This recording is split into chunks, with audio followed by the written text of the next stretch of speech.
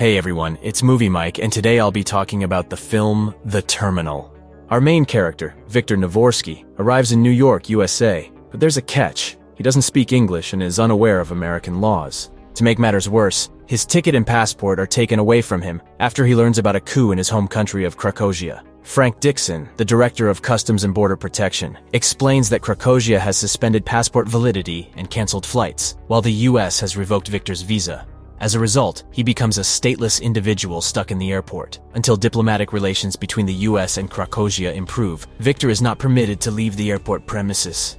The most heartbreaking part is that Victor, due to his language barrier, doesn't understand a word of what he's been told. It's not until he sees a news report about his homeland that he realizes something is wrong. Mr. Navorsky finds himself caught in a bureaucratic mix-up. Trapped in the international transit zone, he's provided with food vouchers, a phone card, a pager, and assurances from Frank that he'll resolve the situation. However, there's no one who can truly assist him, not even with a simple phone call. Victor manages to survive in the airport, losing his food vouchers and spending nights on uncomfortable chairs near exit 67. Meanwhile, Frank sees an opportunity to become the chief of airport security. All he has to do is prove that he's the right person for the job, but there's a complication on his path. Mr. Navorsky, wandering around the airport in a bathrobe, washing up in the restroom. Frank can't understand why Victor doesn't attempt to escape from the airport. Mr. Dixon, wanting to speed up Victor's deportation, encourages him to leave the terminal building. He shares a secret with Victor. The guards near the city exit will be absent for 5 minutes, giving Victor a brief window to enter America.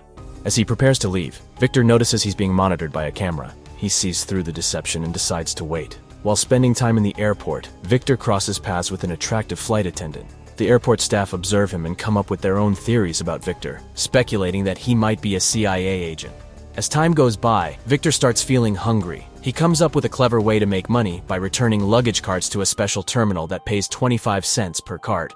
This allows him to treat himself to a burger. Alongside this, he learns English by comparing magazines in different languages to stay connected with what's happening in his country. Frank isn't pleased that Victor has found a way to survive in the terminal. To counter this, he creates a new position, the manager of baggage transportation, placing airport staff members in charge of the carts. Help comes from unexpected places. Enrique, one of the terminal employees, asks Victor to gather information about Officer Dolores Torres, whom Victor visits daily for a visa. In exchange for the information, Enrique provides Victor with food. Meanwhile, Frank comes up with a new plan to remove Victor from the terminal. Victor can seek asylum through the court, which would allow him to live in New York during the 6-month waiting period. However, Victor must answer one crucial question. Is he afraid to return to his homeland? Although Victor's home is there, he's unable to leave the terminal, so he isn't afraid. During this time, Victor develops a closer connection with Amelia, the flight attendant. He overhears her arguing with someone and strikes up a conversation. Amelia even invites Victor to dinner at a restaurant in the city. However, Victor faces a dilemma as he has no money and is forbidden to leave the airport. Determined, he begins searching for a job. Unfortunately, no one is willing to hire an employee who resides in an airport. At the moment, Victor's main focus is on repairing things.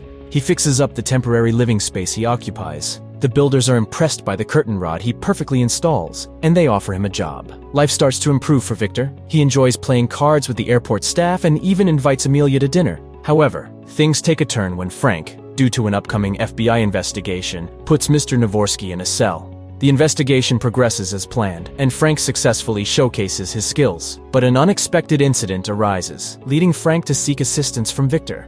One of the passengers tries to bring medication into the United States without proper documentation. When the airport staff tries to confiscate the drugs, the passenger resists. Victor is the only one who understands what the passenger is saying. In exchange for his translation services, Frank promises to allow Victor to return to the terminal. Wanting to help his fellow countrymen, Victor reveals that the medication is not for his father, but for a goat. Realizing he has been tricked, Frank becomes furious, but lacks evidence to prove it. The FBI representatives and Frank's superior witness the conversation and Frank's mistreatment of Victor. After this incident, Navorsky becomes a hero, with everyone at the airport talking about him and his actions. Meanwhile, Frank deprives Victor of any opportunity to enter the United States. Meanwhile, Victor is getting ready for Amelia's arrival. He carefully selects a suit, practices his speech, and gets to know his friends better. It turns out that Gupta, the janitor from India, is in a similar situation. He can't return home because he would be arrested for assaulting a police officer. However, as long as he diligently cleans the floor, he has nothing to fear. Victor takes Amelia to a makeshift restaurant with a view of the runway for their dinner. They engage in a conversation about croissants, but their discussion gets interrupted by Amelia's pager. She can't turn it off as she's waiting for a call from her married lover. She even packed a suitcase in case he calls her. In response, Victor shares his secret that he actually lives at the airport. However, Amelia doesn't take his words literally. As they say goodbye, Victor promises Amelia that in their next meeting, he will show her something special that Napoleon gave to Josephine. When Amelia returns to the terminal, she learns from Frank that Victor truly resides at the airport. She visits his room and accuses him of lying. To make things right, Navorsky reveals to her Napoleon's gift, a collection of 1,000 fountains. Victor takes out a jar that he always carries with him and shows her what's inside. The hero, Victor, has a deep personal mission. His father spent 40 years collecting autographs from jazz musicians, and he managed to collect almost all of them, except for one. Victor made a promise to his deceased father that he would obtain that final autograph, and he is determined to keep that promise.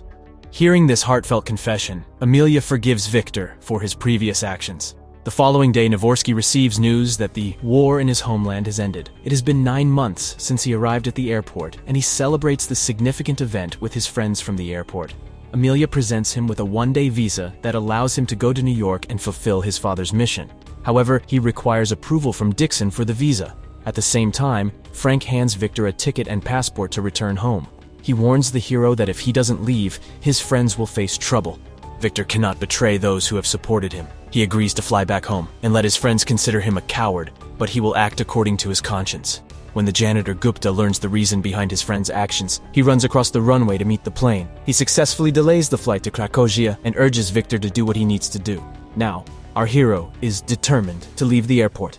The entire airport staff gathers to see him off at the exit, but security guards are instructed to stop Victor from leaving. However, his friends come to his rescue once again. Even the head of security takes Victor's side and lends him his jacket to keep him warm. Victor hops into a taxi, heading towards his final autograph. Upon arriving at the jazz club he's been searching for, he finds the right performer and asks for an autograph. The performer kindly requests him to wait for a moment. Our hero patiently waits as he fills the jar with the final autograph, leaving with a sense of fulfillment. And that wraps up our story. Thank you for watching until the end. We appreciate your support through your likes and comments. It means a lot to us and motivates us to continue creating content for you. Thank you, friends, and we'll catch you in the next video.